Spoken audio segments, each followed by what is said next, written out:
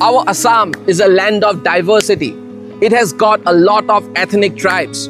Today's video is a testament to just that. Today we have come to cover the Tai Kamti group of people who are culturally very rich. And today we are here at the Golden Pagoda.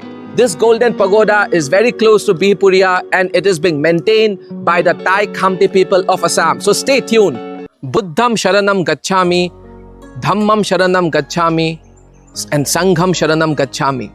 These are considered to be the three jewels or three ratna of Buddhism. Just like any other part of India, Assam too has got its share of Buddhist people. In Assam, the two tribes which primarily follow the Buddhist religion are Tai Phaki and Tai Khamti. Today we are here to talk about the Tai Khamti people and also to show you one of their most sacred places in Lakhimpur District.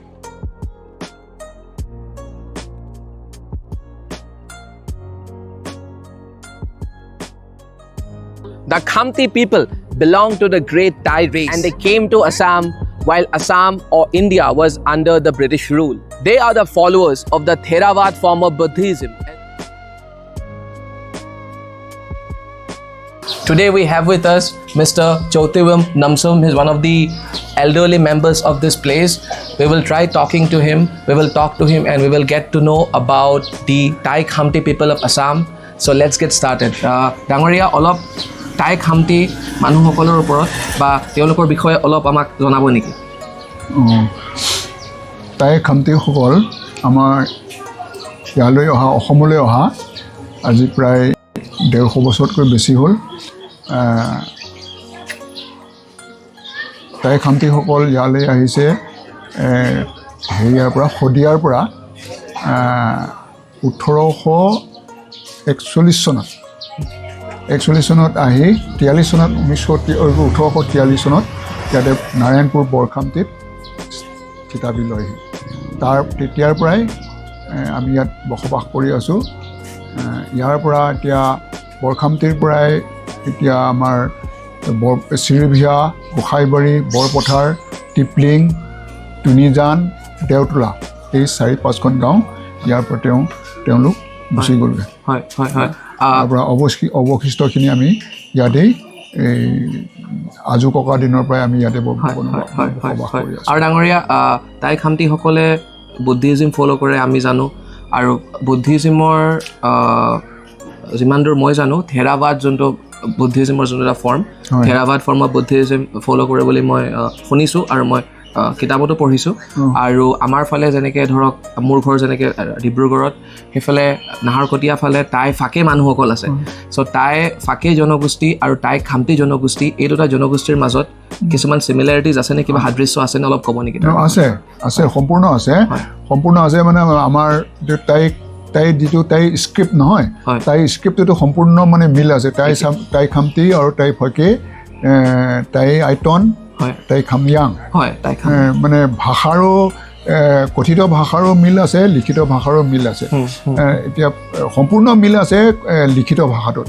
এতিয়া টাই ফাকেসকলে আমাতকৈ উচ্চাৰণটো অলপ তেওঁলোকৰ বেলেগ আৰু টাই খামতিসকলৰ উচ্চাৰণটো অলপ বেলেগ, তেওঁলোকৰ উচ্চাৰণটো বেলেগ, লিপিটো একেটাই। কিন্তু এতিয়া তেওঁলোকক এতিয়া আমি ক'ব লাগিব তেওঁলোকেহে মানে আচল হেৰিটো জীয়াই ৰাখিছে, ধৰি থৈছে। তেওঁলোকে লিখিত ভাষাটোৱে কৈছে, কিন্তু আমাৰ টাই খামতিসকলে কথিত আৰু লিখিতভাৱে বেলেগ বেলেগ হৈ গ'ল।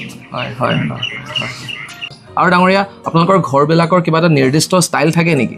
ষ্টাইল আছে, ওখকৈ বনাই ওখকৈ মানে এতিয়া প্ৰায় পকী ঘৰে হ'ল, কিন্তু আমাৰ হেৰি অনুসৰি মানে আমাৰ চাংঘৰে আছিলে আগতে। এতিয়া মোৰ ঘৰটো এতিয়া বৰ্তমান চাংঘৰে হৈ আছে। আমাৰ হেৰিটো হৈছে উত্তৰ দক্ষিণাকৈ আমাৰ ঘৰ সাজে, উত্তৰা দক্ষিণাকৈ সাজে। হেৰিটো সন্মুখ ভাগটো দক্ষিণ ফালে আছে আৰু পিছফালটো উত্তৰ ফালে থাকে। আৰু পূবলৈ আমাৰ এতিয়া আমাৰ বুদ্ধ মূৰ্তি থাকিব, হেৰি উপাসনা কৰাৰ থল থাকে আৰু পশ্চিম ফালে পাকঘৰ থাকে। পাকঘৰ থাকে। হয় হয়। আমাৰ আগতে আমাৰ খামতি চোলা বেলেগ আছিলে আজিকালি কামিজ পিন্ধিবলৈ তাৰপৰা এতিয়া পুৰুষসকলৰ এতিয়া এইটো থাকিলেগে লুঙি আৰু মহিলাসকলৰ পোলা মেখেলা আৰু আপোনাৰ এই কলপতীয়া ৰঙৰ ৰিহা বুলি কয় আৰু কঁকালত এখনি মানে হেৰি টঙালি থাকে আৰু এনে ধৰক বুদ্ধিষ্ট ফেষ্টিভেলছবিলাকৰ বাহিৰে টাই খামতিসকলৰ কিছুমান নিজৰ কিছুমান উৎসৱ আছে নেকি বুদ্ধিষ্ট ফেষ্টিভেল নহয় ব্যক্তিগত হেৰিয়াত পাতে বেলেগকৈ উৎসৱ বুলি নহয় ঘৰুৱা মানে কেতিয়াবা সকাম নিকাম থাকে এতিয়া ধৰক এতিয়া বিয়া বাৰু সেইবিলাকতো ধৰ্মৰ লগত সম্পৰ্ক আছে ধৰ্মীয় নীতি নিয়মেৰে আমি এতিয়া বিবাহ হেৰিবিলাকো সম্পন্ন কৰোঁ কিন্তু ধৰ্মৰ লগত বৌদ্ধ ধৰ্মৰ লগত অলপ সম্পৰ্কটো আছে কিন্তু বেলেগ এনেকৈ এতিয়া ধৰক এতিয়া কিছুমান এতিয়া বেলেগ সম্প্ৰদায়ৰ যেনেকৈ লখিমী অনা লখিমী মতা বা কোনোবা জ্বৰ বেমাৰ হ'লে হেৰি কিবা আয়ুস হেৰি মতা এইবিলাক আমাৰো আছে খামতিসকলৰ আছে মানে এইবিলাক কালচাৰেল কিছুমান আছে হয় ধন্যবাদ As you saw in this video, Buddhism has got a strong presence in Assam and is very prominent in certain pockets of Assam.